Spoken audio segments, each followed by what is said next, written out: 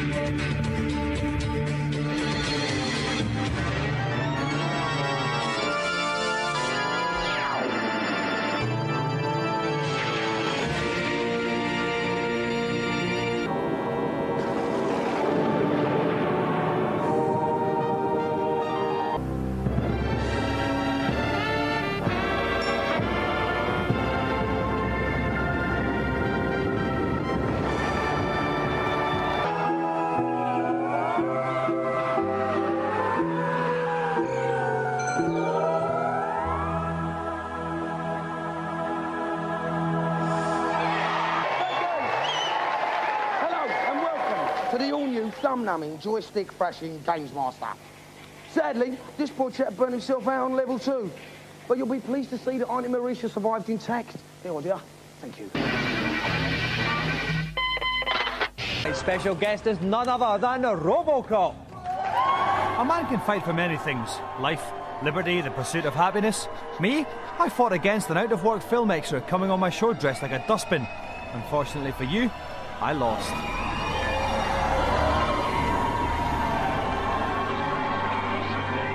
Somewhere there is a crime being committed. So, old people everywhere, put out the cat and prepare that letter of complaint as we meet the executioner. It's not just professionals either. Every year I'm amazed by what the general public will do to meet me, even if it means dressing up like a git. Welcome to the show, executioner. Nice to meet you. Now, I have to say you're a wee bit small for an executioner. You're kind of like a Fiat Cinquecento of the execution world. Well, do you really think so? Yeah. Okay, and the outfit, where did you pick that up? Well, come to think of it, my mother made it for me. Yes, our challenges are tough, but it struck me down the years how our unsuccessful contestants have always shouldered their loss with good grace and the knowledge that their lives have been enriched by taking part. Well, nearly always. Best of luck then, Dave. 20.65 seconds is the time to remain on the course. Your time begins now. It is this tactic there, Dave. Some might say cowardly, some might say clever. He is literally staying on his bottom and trying to last as long as he can, but I don't think it's smart. He tried to play conservative. Now, on to you, Dave. Now, you have, as you said on the show, you are the greatest games player in Britain. What happened? What went wrong? Well, I think I've been set up fairly badly here today. OK, then, so what you're saying, Dave, is the biggest game of this year. You haven't played much. It's not released till next year. I'll play it next year when it's released in this country. OK, you are a journalist. We can get it on import. Not a journalist, I'm a marketing manager. We're not seeing sour grapes at all here, Dave, is what you're trying to say. No, we're not. We're seeing somebody just saying he's been set up. OK, then, and on that bombshell! Yes, the challenge is 7 long years of young boys and girls being turned into Olympian heroes. 7 years of waggling joysticks, beaded brows and lost tempers. Was it worth it?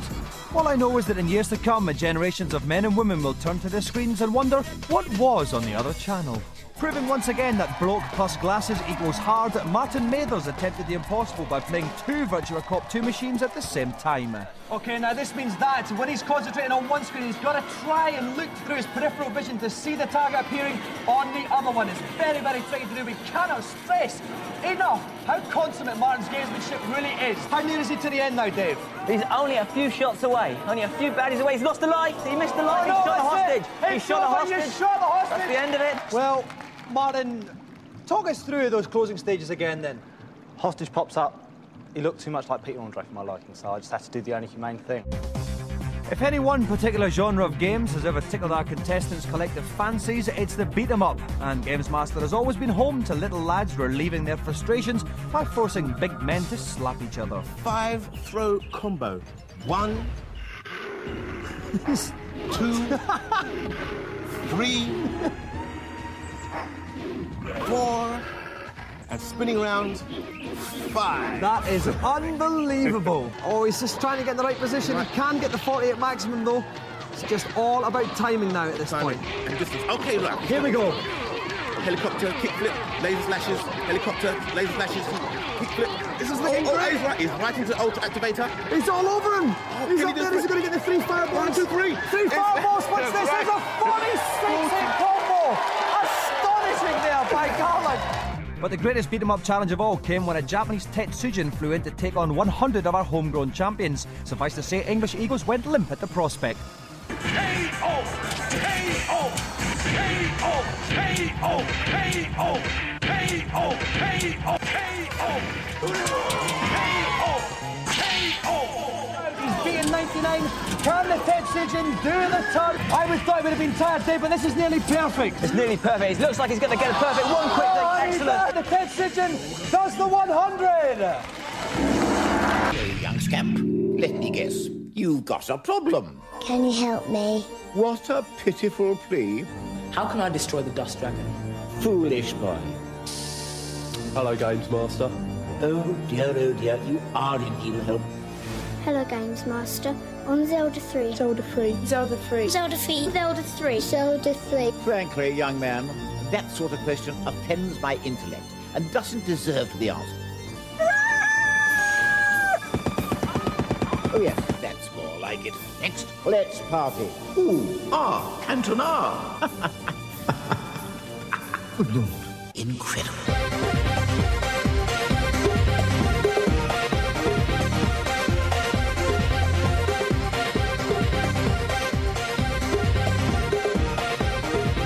It's long been said that each generation produces celebrities that represent the hopes and dreams of ordinary people everywhere, and that their very existence lifts our collective hearts and minds from the dreary workings of everyday life and provides us with the very stuff of dreams.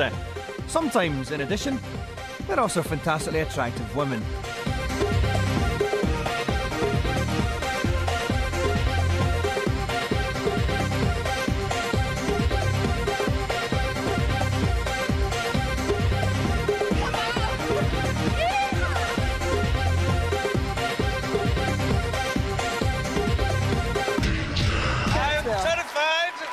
Steps of that height. Listen. What a pleasure it is to stand in front of such a marvellous array of dials in one small area. Let's see if Vic can do it this time. Okay, he's probably learns from his mistake there. Now he's going to go. Here we go. Push him through. That's it. Nice one. Now hit the snake, otherwise Lee's going to get hit a few times. Get the snake, Vic. Get the snake. Oh, no. Bad luck, sir. It was very poor. I feel it's very poor indeed, and I can only apologise to the little boy in his toga and return to my Kaplunk and Airfix kit. Listen, Vic, what was the problem with his snakes there? I've always feared snakes. Anybody who breathes through the tongue. Like that? Anybody like that has got something wrong with them. Natalie, I want to talk about the pressures of being a sex symbol. Oh, gosh, I don't think of myself as a sex symbol. No, I was talking about me. Tony, well, I'll ask you a much classier question. I want to know what you look for in a short. Well, the most important in the shorts is comfort and support. So, you know, stop things wiggling about and shaking about. Wiggling about? Wiggling sounds like it's small. It's not very small. Yeah, I mean, I probably wiggle. I'd imagine I most definitely wiggle. This is on a motorbike. Do you have a motorbike? Have you been on a motorbike before? I'm actually terrified of motorbikes, but I like it at the back. That's enough said. OK then, Zoe, if you'd like to go and get your leg over this fine machine. A lovely bunch she's got right up in front of her there, Rick. This is a wide corner. She's taking it very well. They've slipped inside her. A couple of men slipped inside Zoe there, and but she's managed to knock one of them off. She's going to have to get a grip of that throttle control and get her thighs wrapped round completely. You would do quite well at the start there, then what happened? What went wrong? I was listening to you. You're not the first woman to be captivated by the rolling lilt of my accent. Oh, darling. Oh, yeah. Thank you very much, Adie, for coming on. Who writes your lines? I make them all up. Isn't it amazing? Do you know what I mean? I just find it, I feel it about here, or sometimes lower down, and before I know it, it's just... As you know, I am officially the hardest presenter on Channel 4. This is why I've been invited out to Los Angeles onto the set of the hardest film of the year, Mortal Kombat, to have a little chat with the boys and girls who are making the film. Are you quite tough in real life, outside of the film? It depends on if I like it or not. Well, say Martina Navratilova. Could you take, like, Martina, do you think? So what are you doing after this then, Elisa? Well, there's nothing signed yet, but a couple things in the burner. We'll see. I meant after this, like after this tonight. After tonight? I'm in town. Oh yeah? Do you know what I mean? Oh yeah? We could do something if you wanted. Yeah. Yeah. Would you be up for that? Sure. One of those days that is not, you know, those crack of dawn calls. Yeah, that's cool. Okay. I've scored. I'm actually in the Sagaya Beach Resort in Japan, and obviously I'm something of a cultural ambassador for my country, which is why I have brought the British Beach Essentials, football top, knotted hanky, and large British belly. The Ocean Dome cost $400 million to build. Now, for that money you could get 11 Alan Shearers and some of his mates as subs. All that money, and it's all controlled from this one room by this one wee guy here. Have you ever pushed the wrong button by mistake? Yes. What happened? Do you get a lot of single people coming, like gangs of boys, gangs of girls? Yes, Yeah? they're enjoying day tourism. Is it a good place to pool? Yes, I think so. Yeah? Yes. Oh, excellent. Have you pooled? Not. Pooled. Pardon? Have you pooled? I don't understand. When British people go on holiday, they try to find a boyfriend or a girlfriend. Oh. It's called pooling. So have you pooled? I just go to Japan for sightseeing. No. No. I have a girlfriend already in Hong Kong. All right. Okay. But so why didn't you bring her here? Because it is very expensive. Right. And you wanted to go in the pool, didn't you? You did. Ah, see, I got him. Excuse me if I wet myself, but we are actually in Paramount Studios in Los Angeles on the actual set of Lawnmower Man 2. It's a huge production, and in fact, all these people you can see behind me, that's just the GamesMaster crew. This is one of the actual sets of Wing Commander 4. Now, they're rehearsing just now. We've been told we're not allowed on the set, but do I look like I'm wearing a T-shirt that says, I care? Oh, come on. Mark. Come on, mate. Come on. It'll be all right, honest, I promise, right? I won't ask you any weird questions, all right? Come on. It'll be a laugh. He's going to come. He's going to come. It's midday on a Sunday in downtown Tokyo. Most of us would be asleep, but the video game otaku have assembled for a costume party where they dress up as their favourite video games characters. I've decided to get into the spirit, and I've come as everyone's favourite from Street Fighter 2, Fat Sumo Bloke, Eri Honda. I don't know if you can tell, but this guy's wearing a pair of pants on his head. It's a pair of pants. Excellent. I'm going to go and make sure that she can get in and out of her costume, okay? It's cold, it's overcast, it's wet, but I'm still wearing shades because we're in Los Angeles at the Jurassic Park ride. Hi, Poncho Girl. What's the story here? What's this for? It's an emergency poncho, and it's so you won't get wet. Right. You don't have them in black, do you? No black. I can't wear yellow. The fashion police will arrest me in Britain. I don't think so. You look handsome. I don't need them. I won't get wet. Okay, have fun. Cool. Oh, no. Ah, big dinosaur action!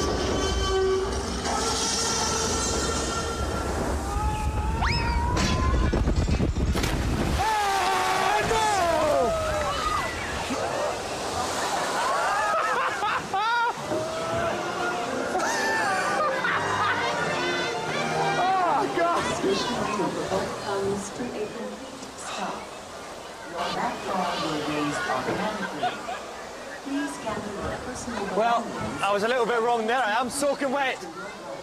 But at least I'm still cool. This is the California-Nevada state border just outside of Las Vegas. Behind me you can see Desperado, what's supposed to be the world's tallest, most frightening roller coaster. Am I scared? Yeah, right. I would just like to say at this point, Mum, I love you.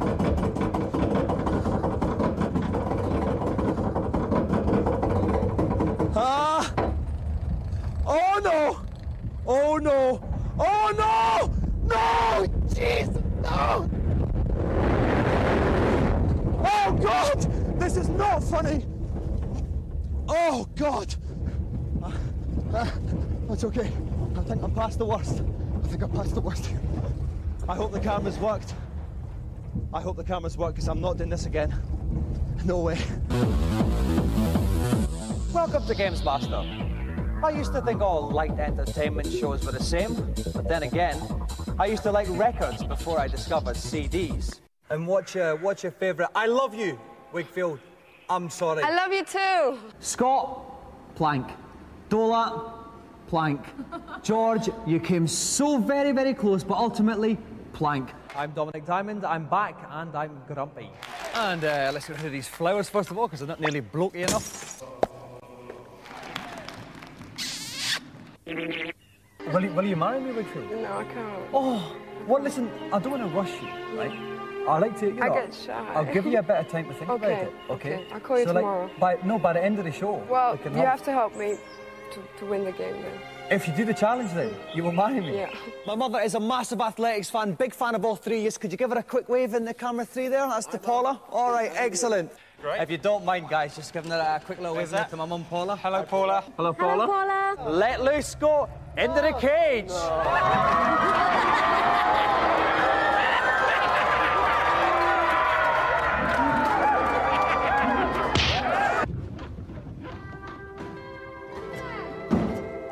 Go to the exit, Wiggles. This is it. In fact, yes, just do the exit. 1 minute 15, that's it. It's over. Wiggles is my bride. Welcome to another Poptastic GamesMaster. All the hits that's fit to print.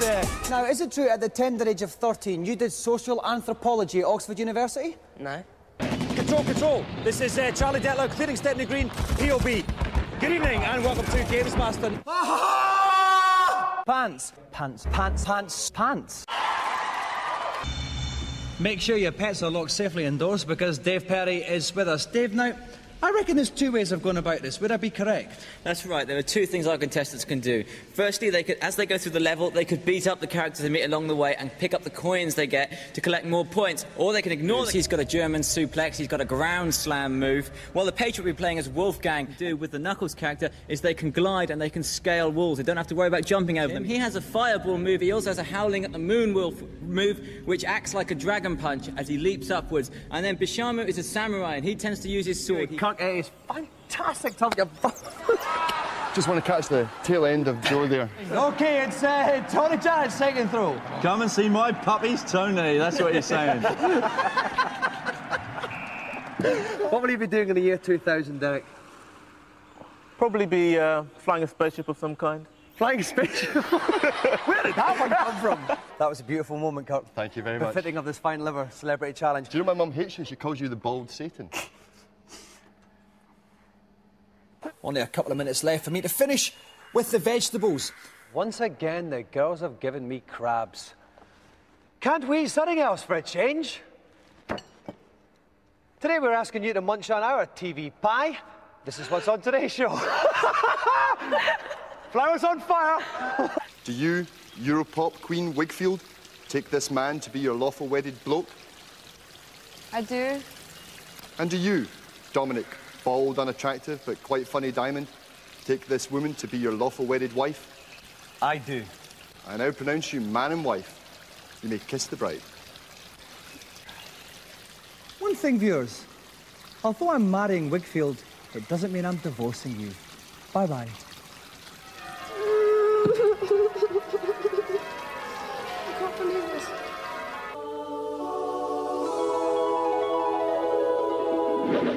The Sony PlayStation finally hits British streets next week, and there's so many games available at the launch you couldn't fit them inside a fat bloke's brassiere. One of the biggest of these is the Polygon punch-up Toshinden. We got our regular reviewers Rick and Dave to give it the once-over. When I first saw Toshinden on the PlayStation when it came out on import, I thought it was Virtua Fighter with huge weaponry, and it certainly showed the 3D capabilities of the PlayStation. The problem is the game has no capacity for combos, it has no special moves, and it has no secret characters, so it doesn't really have the longevity that more established beat-em-ups on the market can offer. It's great for the average beat-em-up fan, which I certainly am. I'm not a great beat-em-up fan, but I really like Toshinden.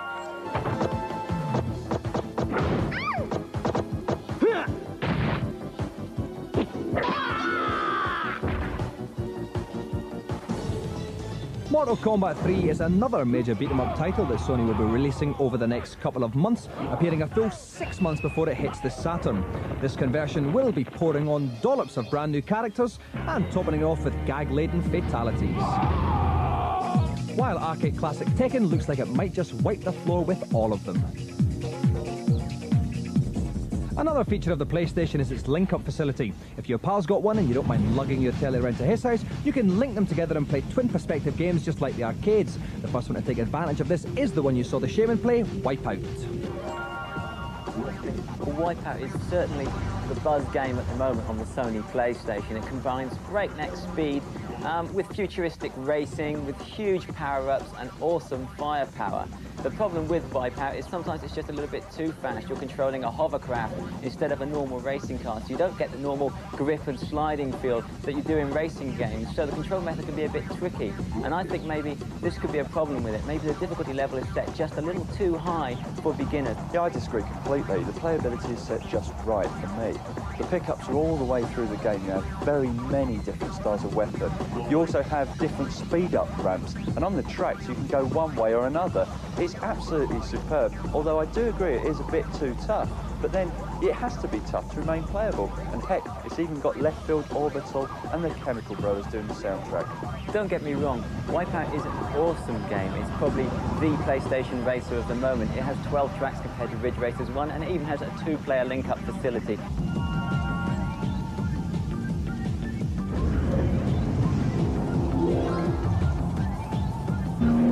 Destruction Derby is another much vaunted link-up game featuring top blokes in cars in a ruck-type situation action. Other link-up games include the shoot-em-ups Assault Rigs and Crazy Ivan, although bear in mind you need 2 machines, 2 games and a link-up cable that'll total over 700 quid. If you have got tons of money and fancy a 10-player basketball game, then Total Basketball and a 5-player multi-tap will suffice. In Japan, though, where the PlayStation's been out for over a year, they're getting their teeth into titles like Groundstroke, the bizarrely titled Horned Owl, and Boxer's Road, which is just off the A5 outside Chim. But the one we're all waiting for is Tekken 2. This jumper-bursting beat-em-up is hitting the arcades over here now and due for console release in Japan next spring. But don't try this at home unless you know someone really soft. Top work, Lion Bloke. PlayStation の新世界へ乗り遅れるな. You took the words right out of my mouth. Yes, the biggest news since we were last on air has been the Japanese and American release of the Nintendo 64. The most powerful games console yet produced has been selling many units since its launch, but unfortunately for us, Europe seems to come rather low on Nintendo's priorities. The machine won't be available here until April and will be sold at 250 quid, over 100 notes more than Yank blokes are paying for it. Only 3 games are available as yet, but there are plenty more in the pipeline. Competing with Virtua Fighter and Tekken is Killer Instinct Gold, an update of the Killer Instinct 2 arcade machine featuring up to 90 hit combos. Also from Rare is Blast Core, which is a get in heavy machinery and demolish everything type situation. The first Doomstar shoot-em-up will be Turok Dinosaur Hunter, which bizarrely enough involves hunting dinosaurs and bearing the name of Turok. From Nintendo itself come 3 updates on some old classics. Star Fox 64, in which our furry forest friends clamber into spaceships and engage in interplanetary war. Kirby's Air Ride features everyone's favourite shapeless pink ball. And the one we're all dying to play, Super Mario Kart 64, which if it's even half as good as the SNES version, will be twice as good as Hepatitis.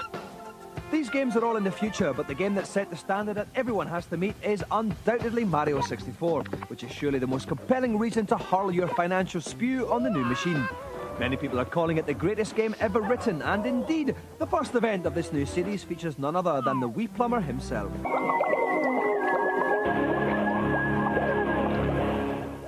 No longer do you have to go to Thailand with middle-class kids to enjoy jet skiing. You can invite them to your council estate and do it there with Wave Racer 64. There are 3 main styles of play inside Wave Race 64.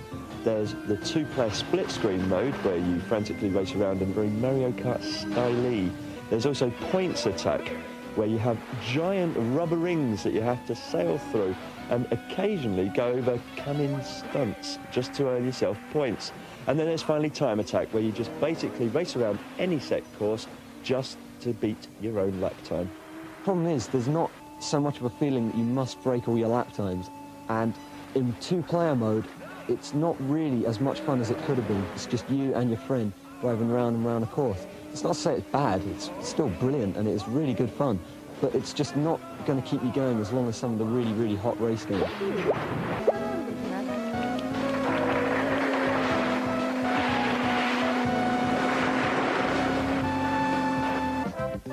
And finally, a quick look at the game which drew its inspiration from those classic Claire Rayner ads, Pilot Wing 64. As with the original Super Nintendo Pilot Wings, the idea of Pilot Wing 64 is to complete set missions. There are about 27 in total, covering 3 different contraptions. You've got the jetpack, the gyrocopter, and the hang glider. The problem I have with Pilot Wings N64, though, is the graphics themselves. They're not very good, not in comparison with other N64 games. But the gameplay is so superb and so engrossing that it really doesn't matter.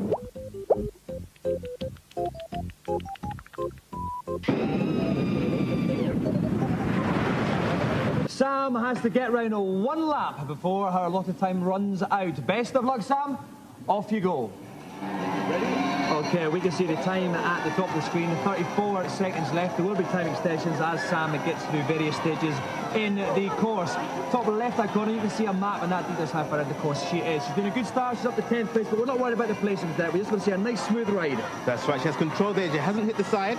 She's moving quite well there, leaning into the curves, keeping nice control. That's great. She doesn't want to take the turns too wide, though, because obviously that's going to slow her down a little bit. That's right. But it's going very well. Bit of a time extension there, 39 seconds left. Big jump coming up there. If she hits this jump well, she's doing it well. Great. Straight on and then immediately into a right-hander. But this is still okay. 30 seconds left. She can still do it, Derek. That's right, she can. If she's very careful between this cave. Okay, through the cave. And, oh, where's the floor gone?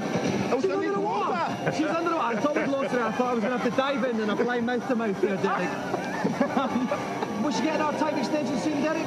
Yeah, looks like she's going very well, handling the waves. Here we go, there's another time extension coming up, 30 seconds. I think that's her last one now, Derek. Okay, she's moving, taking this curve. Will she avoid those? Yes, she has. That's good enough. It's almost a chicane there now. Jump contest, Derek. She wants to take the big one straight on, doesn't she? She's done it. Yeah. Number 2. There's the first one. Number 2, the third big one. Oh! Not quite on the small one, but that's still not bad. 11 seconds left to finish the race. I think it's just round this turn. Then the left-hander, I think it's going to do it, but the time's ticking away. 5 seconds left. 4, 3, it's going to be very close. 2, 1, there's the finishing line. She just does it. With literally no time left, Sam Cross does the challenge. Thank you very much for coming on, Sam. Cheers. And you are one of my favourite winners of the Golden GamesMaster joystick.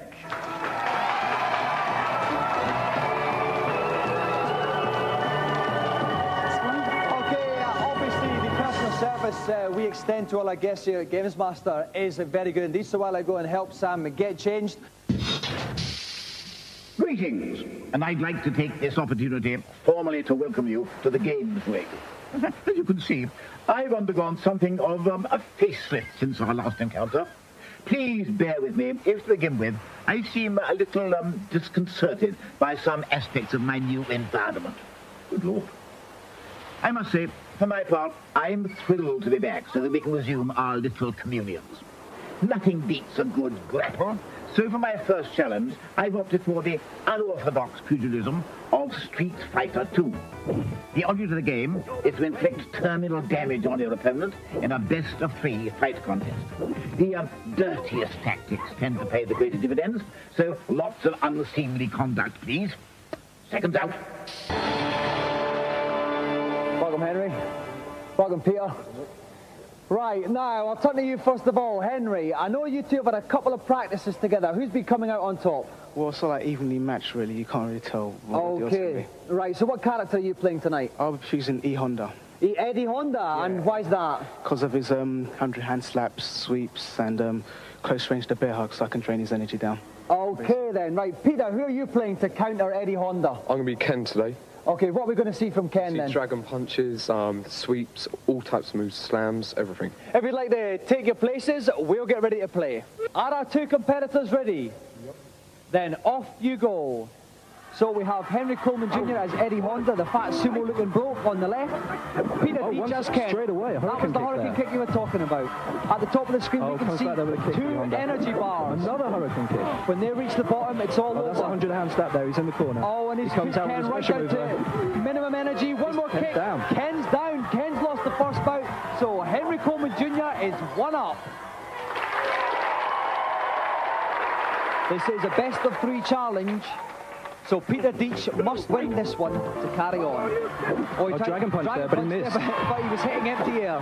Oh, lovely, like, flying punch there. And he's got another one. In the corner, stunner. You can see Eddie Honda's energy in the top left-hand corner. It's going down a bit. Oh, that's good. I know Eddie's got a bit of a chip on his shoulder. That's a good flying punch there. Sumo's not a recognised sport. I went for a special move, didn't he? Oh, he's got Eddie Honda. Eddie Honda is down on energy. He's not letting him out of this corner. Oh, yes, leapt over him. Reverse punch, which means that Ken has levelled it 1-all. Okay then, let your final bout commence now. Okay, we see Sumo Fat Bloke on the left. Dragon punch straight away. Dragon punch from Ken straight off. Okay, Eddie Honda's kicking the air there. I think he's got the advantage with speed here, Ken. He certainly has. He's a very agile fighter. That's a special move. That's a fireball. He managed to block it a little bit, but it's another one. A bit of energy. Blocked it. Another one. He's going to block that one. Open there, so you can see Eddie Honda there on the top left, running right out. He's running right out. Oh, 100-hand slap, but it... Oh, lovely. He's pulled right back into this game. He's done. Can he finish him off here? Oh my God, the reach on the dead level. He's got him. He's done it. He's grabbing him. He's done it. Unbelievable. Eddie Honda has done it. Ken falls to the floor. That's a good fight back. Henry Coleman Jr. is tonight's winner. And Henry, you are the first winner of the new series of television's greatest prize. It's back. It's bold. It's the GamesMaster Golden Joystick.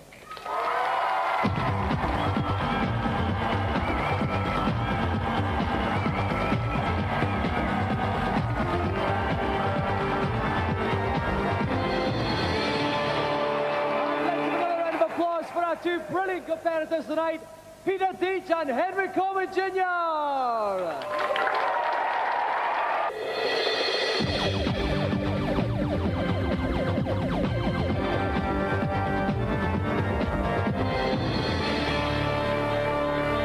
Tonight we take your grey cells for a gentle jog as we look at brain games. First up on the Mega Drive, the Simpsons marketing machine trundles along in Krusty's Super Funhouse. Krusty's Super Funhouse is a brilliant game. It's got a unique combination of lemmings as well as a bit of platform to do. You have to guide a load of rats into a trap, which may sound pretty dull, but because the levels are so massive, it keeps you going for ages. I wanted to see more levels, and I was intrigued and inspired to try and solve the levels. Although it's got very cartoon-style graphics, which you would think would aim at children, because of the size of the levels and the puzzles, it would appeal to a very wide audience.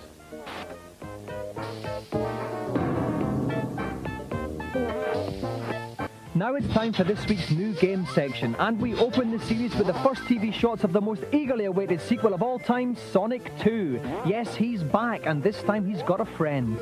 The Green Hill Zone has suffered a mutant revamp, with the cheeky chappy bouncing off all kinds of angled springs and twisty walkways.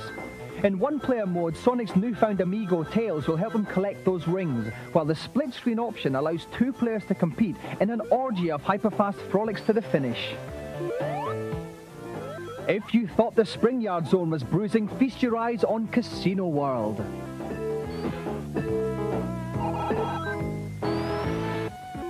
And finally, it's disappearing Sonics and Tubes Ahoy in the polluted play area of the Chemical Plant Zone.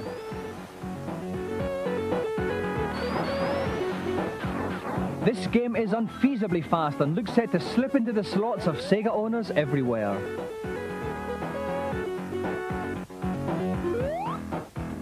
Greetings.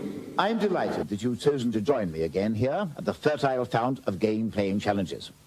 We begin tonight with a truly anarchic escapade on a game called Road Rash. You'll be taking part in a frightful, unofficial motorbike race in which hot-headed youths punch and kick their way to the checkered flag at speeds of over 150 miles per hour. The challenge is to come first on the Redwood Forest stage. I'm afraid to say that amidst the rowdy rabble, he will need to ride with Beelzebub at your wheels. Okay then, Richard. Punch, kick, overtake your way through 14 other competitors to win the race. Are you ready? Yeah. Rev up your bike and start the race. Okay, and off goes Richard. We can see, oh, he just straight into the smack someone there right from the start there. We obviously know what Richard's aiming to do in this race. No problem at all. Right, if you notice in the bottom right-hand corner, the number that was 15 is now up to 14. That's showing his place, yeah? He knows there's 14 other riders, now 13 other riders still ahead of him. He's whacking them about. He's now chasing Sid. He's fighting pretty rough. Is Sid going to be a problem to him? Sid shouldn't be a problem. The guy to watch out for is a guy called Biff. He's got a baseball bat. Right. He'll do his best to swing at you with it, but the trick is a little bit of air there. Sid just lost it. Just did the business. Oh, he's the car in front. No, he just managed to dodge that one. You do not want to go into the back of a car. It's bad news. Okay, now he's coming out on Dread here. That's right. Dread's ominous sounding character. Smacked him in the face, and he's out of the race. He is. As you see, Dread went down to half energy. If he'd taken another hit, it would have fallen off. It's really quite good because the other riders actually have their own characteristics. Some are nice, some are nasty. Some will get in your way, some will try and block you, some will get out of the way for you. Okay, so we're just over a third of the way through the race. He's in ninth. Down he goes. Right, he's now got to run to his bike, get on it quickly and rev away. Pulls a wheelie and off he goes. And of course he's lost a lot of time there. Costing time. More importantly, the riders who are behind him now have the chance to overtake again. So look at he safely missed that one. Another thing he's got to watch out for. Another thing he's got to watch out for is policemen. The last thing he needs right now is to be picked up by the fuzz. It's very painful. Okay, he's coming back on Sid again now. Is he going to smack him? Yes. Oh my God, he took a bit of a wallop there. Down goes Dread. Look in the rearview mirror, you can see Dread tumbling away in the bottom right-hand corner of the screen. He's now really got to concentrate. He's got to take a few chances, perhaps, and just do his best to get ahead. Okay, so similar position. There's about a mile and a half to go. Not too much time to come first. Not too much time at all. There you go. Someone just took a fall. Gained him an extra place. He's in 6th on the tail of Rex. And he's coming up on Rex. I think he's going to give Rex a hefty smack in the face here. And down goes Rex. Into 4th place. Into 4th place. It's getting very, very tight. He's got about a mile to go at the most. Rich is going at full weight. Oh, there's two in front of him there, actually. Could be coming up in the second here. One. He's up there. He's coming in at 2nd place. Could he come in 1st place? Just went out track. So Richard finishes in 2nd place, but it's not good enough to win the challenge. The sun has set. The end has come. Goodbye, my friends. Remember me.